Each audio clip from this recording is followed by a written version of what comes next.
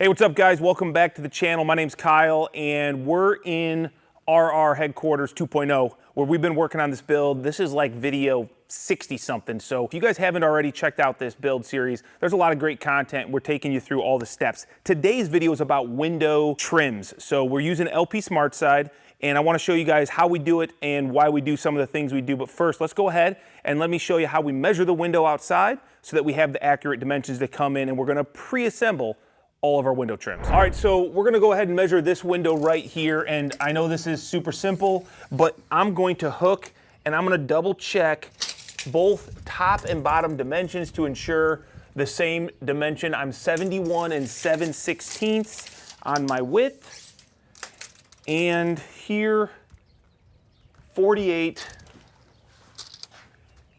and 48. So I always keep myself a nice card, and for efficiency purposes, we're gonna try to pre-assemble all these windows. So I'm gonna go around and get all the dimensions, and this is my exact window dimension, which we need in order to figure out what our trims will actually be cut at, because it's not those numbers. So let's go inside after I go ahead and grab a bunch more dimensions, and we'll get these cut up. All right, so starting with this 48 by 76 and 7/16. Why does that not sound right? Should we double check? Should probably double check. Yeah, let's double check, because I think that's supposed to be 71 and 7/16. What if it's supposed to be 76 and we cut all those wrong? Okay, lesson number one, guys. If something don't seem right, always double check your work, because I just wrote down 76, 7/16, and I'm like, that doesn't seem right. It was 71 and 7/16. Not sure what I was thinking. So when we're doing our windows, if this was my window here, okay, and I'm 71 7/16 by 48. What I'm gonna do is, my Smartside trims, we do not miter our Smartside trims, so our trims are gonna look like this. This is how they kind of recommend you to do them. We're gonna do the sides will extend over the bottom, and the top will extend all the way across the sides, okay? Now, the reason you don't want to miter these typically is because when you're working with Smartside, there can be expansion as it, accumulates water. It is a wood product, and miters can open up, versus this is going to, in theory, hold better. Now, I will say if you're doing very short runs of trims, you're probably okay to miter. I don't ever risk it, and honestly, you never see it. It looks great, and I think it's a lot easier to make this work than a miter. So when my measurement is 71 and 7/16 long, this bottom one, I need to ensure a 3/16 gap around the entire perimeter, which means I need a total of 3/8 longer. So I'm just gonna take my calculator app, because it's the easiest way to make sure I don't mess up my math. 71 7/16 plus 3/8. So 71 13/16 is the dimension of this piece here. My sides, okay, this is where we got to do a little bit more thinking. We've got a head flashing on top of the window, okay? Now this, if we're going to draw this, we're looking at this from the side. What I'm going to have is a piece of head flashing like this. This is going to drip over the window. Then I'm going to install my Smartside trim like this. This gap right here needs to be 3/8 of an inch, okay? So right here, this needs to be up 3/8 of an inch over the top of the window, and I need my 3/16 gap down here. So I'm gonna take my 48 inches, I'm gonna add my 3/16, I'm gonna add my 3/8, then I need to add the 3.5 inches that is extending down past the thickness of the bottom piece. So that's 52 and a 16th. So that's my two sides, and then my top, we're gonna do the 71 7/16 plus 3/16 each side is 3/8. And then we've got 3.5 on each side, which is 7 inches. 78 13/16. Okay, so we'll get these cut up and then we'll go to the next step. Okay, these are sides. So whenever I'm doing a side, I actually want the pre-finished side, and that is because it's already painted, primed, and like good and sealed up. And that's the end that will hang down at the bottom of the window. So what I'm gonna do is I need 87.5, and this is when I really love the cut hub. When I got multiple cuts to do of the same exact dimension, I'm gonna make one measurement.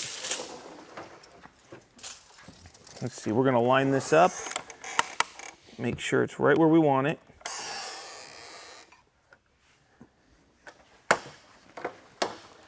We'll lock that in.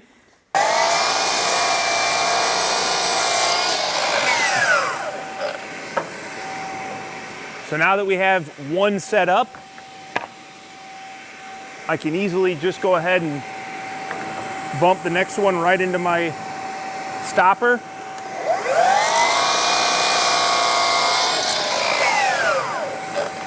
And remember, we want the finished side, so I'm gonna always push the finished side to my stopper.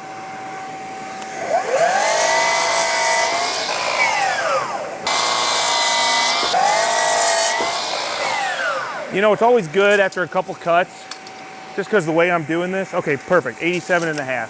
I just always want to double check. All right, one more.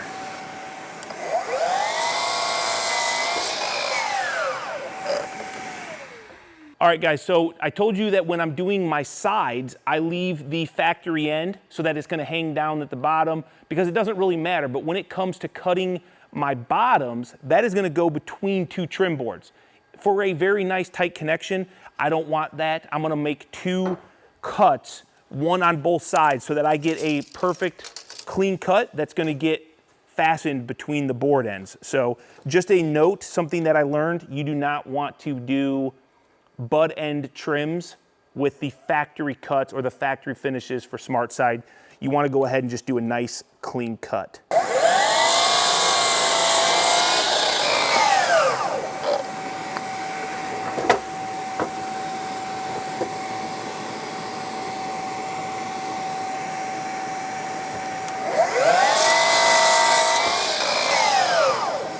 So this is the difference. This is rough, this is nice and smooth. And when you're trying to put a rough piece together, you're gonna get this little shadow line because it's not gonna be able to be super tight. Versus, look at that. When I put that R cut together, you see the difference?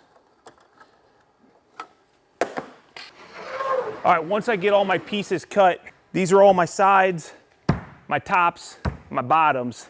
I need to put pocket hole screw holes in them because we're gonna Kreg jig these and then we're going to biscuit joint them. It is extremely important in my time using Smartside that pre-assembly is the best way to go if you care about quality. I haven't been to a plant tour for Smartside, but I've been told how it works, and hopefully someday we can take you guys there. But especially the ends, because it's the end of the product versus the middle, there can be, I think there's a tolerance of like a 1/16 of an inch. The problem is when you are dealing with a product that is not perfectly smooth and they're measuring tolerances, if there's some discrepancy in the measurement of the tolerance, you can run into where your pieces are just slightly different in dimension, okay? Like if I mean, let's just check, just for the sake of the video. If I put these two pieces together, okay, this one is actually really sneaking close. I think this is just slightly thicker than this one. So what that means is when you go take these out on your wall, and if you put them up one by one, and you don't have a perfectly flat surface to work on, which around windows is usually not perfectly flat, you can definitely get some really kittywampus results. So what we like to do is pre-assemble and do it all here on a flat surface that we can ensure the face is perfect. So first thing we're going to do is, these were all my sides. We will have pocket hole screws going into the top piece, and at the bottom, we will do pocket holes here. So the bottom will get them on both ends, and the top will get them just on the top. And then all of these joints will be biscuited as well. And that's really, the screws are to clamp together the pieces while the glue dries, and the biscuit is really where a lot of the strength is gonna come into play. It'll be a little bit awkward because of the height, but not too bad. So this is a pretty simple process. If you haven't seen a Kreg jig, it makes doing pocket holes very easy. So here you go. There is the pocket hole. And what it's gonna do is it allows me to line up and put a screw at the perfect angle to go to a flat-faced joint up here. you'll notice that these are offset. The reason this is offset is because this is going to butt into the top of the window, and I want this pocket hole to be a little bit further away so I don't do any splitting of this board. But then this one I've got out at the edge because I'm just gonna get a better, in my experience, I get better clamping power. So Greg, once I'm done with this, Greg is actually gonna paint and prime all of these edges so that we don't have any unprimed cut edges. So I need to do 3 this way, Greg, and then 3 the other way. Which what I do? I did left side's close. Yeah, you're close on the left side. This is all like over the course of years of doing this, things that we've kind of learned. One of them being don't put your pocket hole screws too close to the edge. 2 being we really do like the biscuits for strength after the fact because just the pocket hole screws weren't nearly as strong as I would have wanted. Not that we experience problems, but when you're handling them, we're looking at long term and the longevity of lifetime out on the wall, the biscuits are just gonna do that much better than just some glue with some screws.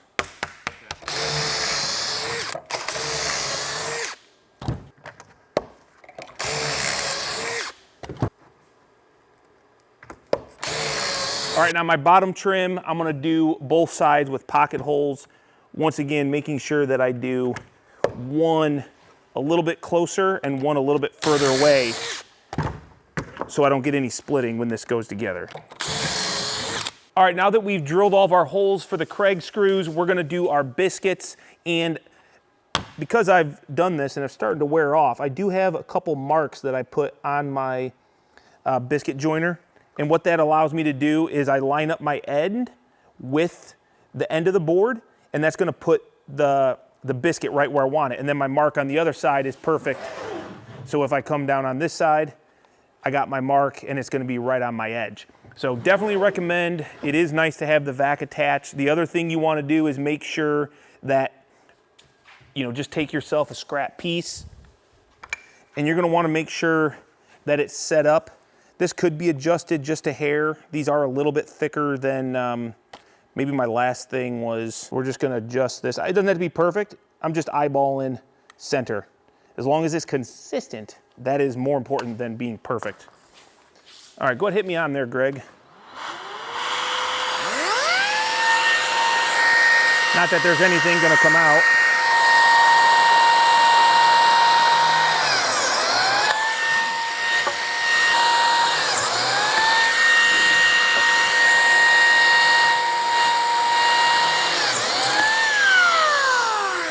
So what this is gonna do, if you've never seen a biscuit, that's the biscuit pocket.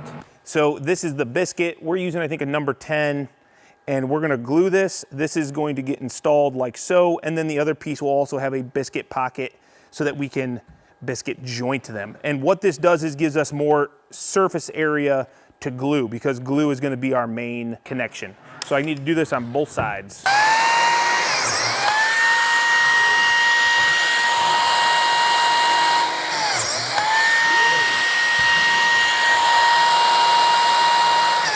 Okay, one thing I should note, because I did not say this and it's very important, is you're always going to biscuit joint from your finished side. So I wanna make sure that my biscuit joiner is always sitting on my finished side because that is what's gonna align your two surfaces. If you did one this way and did one from the back, they're gonna go where the biscuits are, not necessarily where the face is. So we always make sure our biscuits are done from the finished side.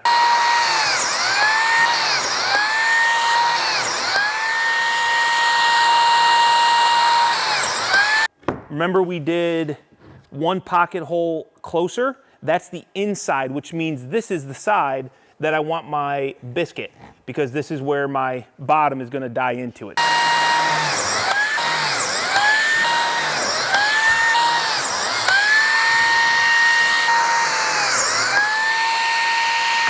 Okay, now that we have all of our pocket holes done, our biscuits, pockets done, routed out, we're gonna go ahead and get this assembly going. All right, now I just gotta make sure when we're laying these out that I put the pocket holes on the right side. So I wanna make sure that all my close pocket holes are to the inside. That way they're not splitting when they connect. So this is actually pretty easy.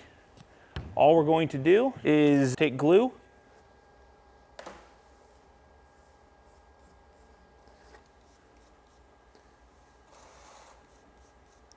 get around the side here where this is all going to come together. Biscuit. I try to get glue, you know, for the most part everywhere. And then we're going to shove this together. This is where the real magic happens, in my opinion, because we're going to get the tightest connection. So the clamp is going to make sure, remember we did everything from the finish side, the clamp is going to make sure that it's pressed tight to the surface of our legacy subfloor that we've got here, which is going to make sure that the surface is flush, even though you can't maybe see it, but this board is just ever so slightly thicker than that board. We're using outdoor rated Kreg screws, and we don't want to overdrive these. Okay, you see that glue kind of pop out of there? Now you can see that this is just slightly thicker, but all that discrepancy is being taken out on the backside where you'll never see it. See, now is the opportunity for us to make sure that everything is lined up as good as possible. I can promise you, way easier here than when it's up on a window or on a wall. I like to think of it like just effortless quality control. We're able to make sure that we're as accurate as possible.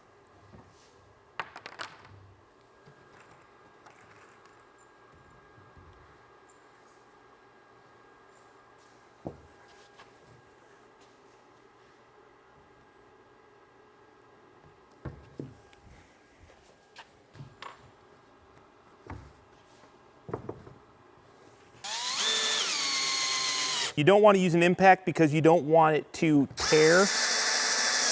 You want it to just go in and snug up, and that's it. So we like to use the install driver. It works really well. That's a big window trim pre-assembled right there, and getting this to all line up perfectly on the window, out in the field actually, would be a pretty difficult undertaking. So I'm just going to do my best to clean this off. This is paintable glue, so we'll just touch it up once it dries, and you'll never see this glue. Okay, Woody, ready? Yep. All right, so that's the full process on one window. We'll go ahead and make these other ones up, and then we'll go to an install and show you why I think this is really the best way to do it for, I think, any trim, but especially with Smartside trims.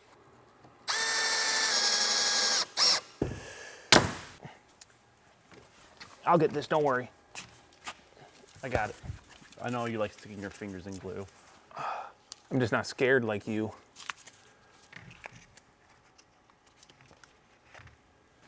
Don't want glue gluing together.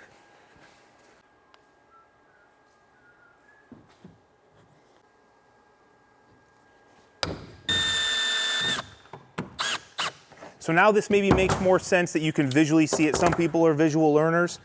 This pocket hole was further away than this pocket hole, and that is because we found that if we were trying to be towards the outside edge, which was keeping us away from our biscuit, it potentially would split right here if we got too close. So we just decided to bring it in, and it's been working out really good for us. That's what everybody says. That's way too much glue.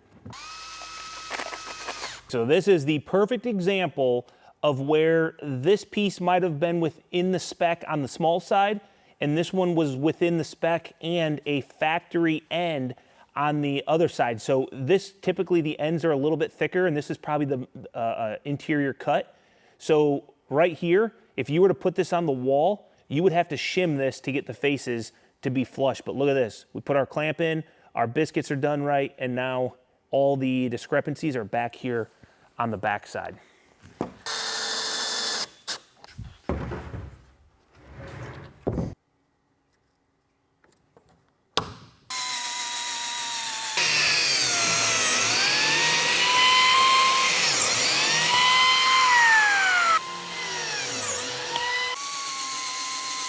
There's so much glue in this one. Perfect amount of glue every time. These need to be pocket hold and Kreg jig. Do they? Yep.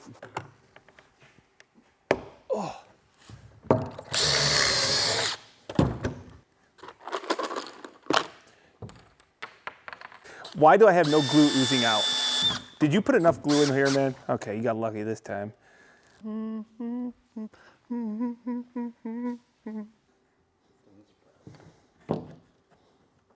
All right, this was our last window we pre-assembled, so we got all the other ones over here. We're gonna let them dry up, go take a lunch, and then after lunch, we'll go ahead and start installing these, and I'll show you, I think, some of the reasons why we like to do it this way and the benefit for sure.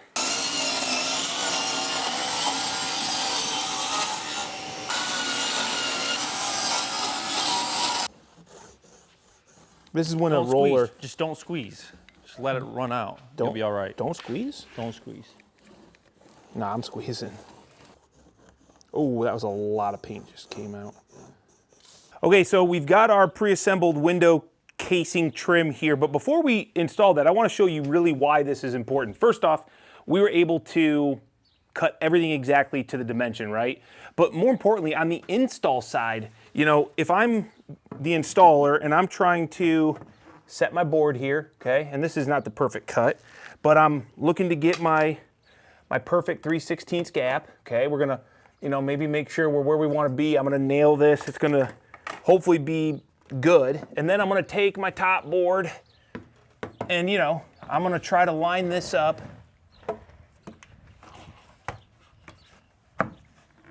Now, look at this, I nailed this, but you see this?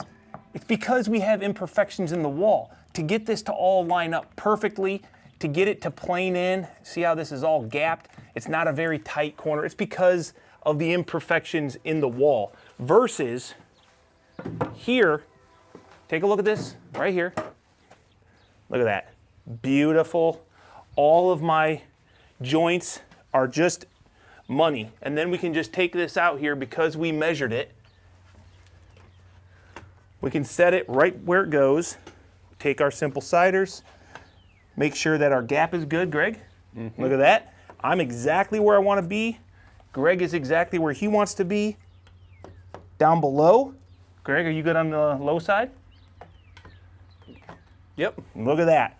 So now that I got this here, I'm like perfect here. Okay, I'm a little heavy. So if you want to take it your way, just a smidge, like right in there probably. Yeah, I love it. Okay, this is gonna allow me to get everything right where we want it with very little effort because I don't have to hold everything. It's all pre-assembled. And once it's nailed, it's not rocking my joints, it's not coming apart. Everything is perfect. So I'll get this all nailed off and then we'll caulk this, which is very important. Specifically, you'll see this gap here looks kind of large. That's because LP wants 3/8 of an inch between all of your stone and your siding. So when I'm doing the windows, I'm gonna go 2 foot. But since it's close to like the center style, I'm just gonna go ahead and hit 2 nails on every style.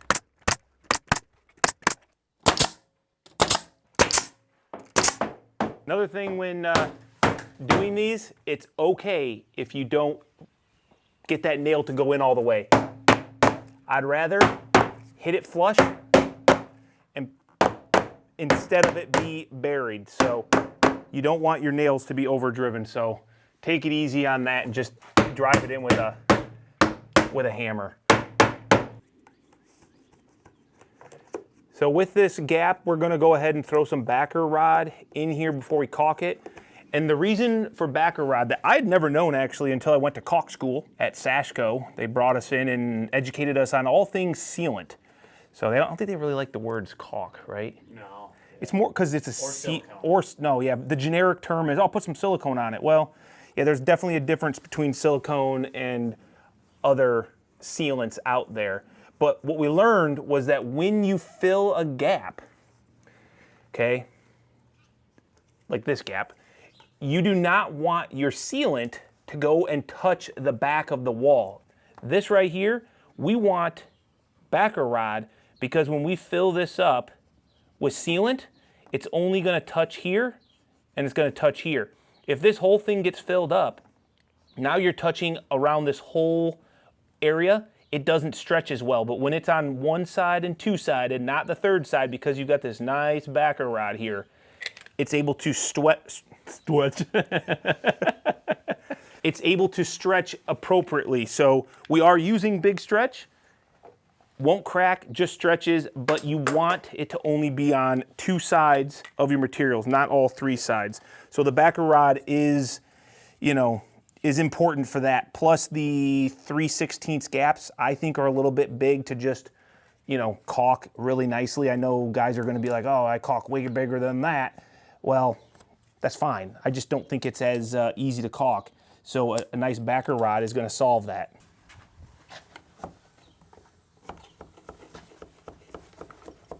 If this isn't teamwork, I don't know what is. I mean this one. Oh, okay.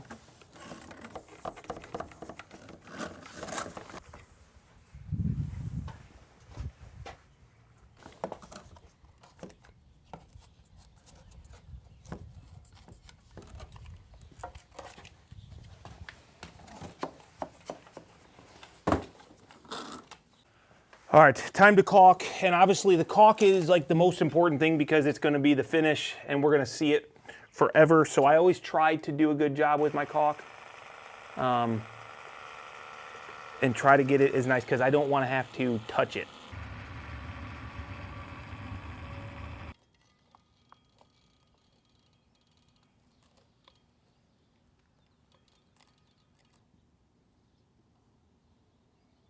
Okay, I've already kind of shared the Moreflex story. It's freaking awesome for the masonry stone that we're using, the Versetta.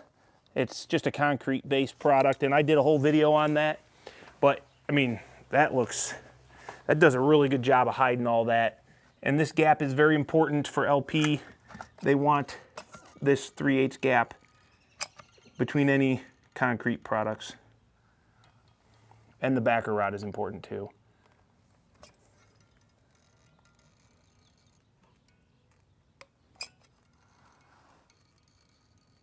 I really wish I would have done a better job on this. This is my first window caulk of this job, so I definitely learned my lesson. Use the Milwaukee, slow it down. You don't have to do it fast. And believe it or not, though, this kind of darkens up, and I think it's gonna be fine. So there you go, guys. This is the window pre-assembly process that we go by with Smartside.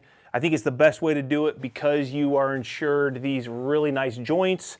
Everything is flushed up, and I think it's very important with Smartside because it's not perfect, nor is the background that you're installing it to, so it's very hard to make it look good. This is a surefire way to do it. Let me know down below in the comments, guys. Do you guys pre-assemble your exterior trims? Or since it's exterior and you're not gonna be up and close and personal, it doesn't matter to you. For me, I think it's the best way to go. If you guys enjoyed this, hit the thumbs up and maybe follow along with this whole build process. There's a lot of videos out there. In fact, probably at this point, 60 or so. So check them out, and I'm gonna go ahead and get out of here, clean up, probably do some more windows. We'll catch you on the next video.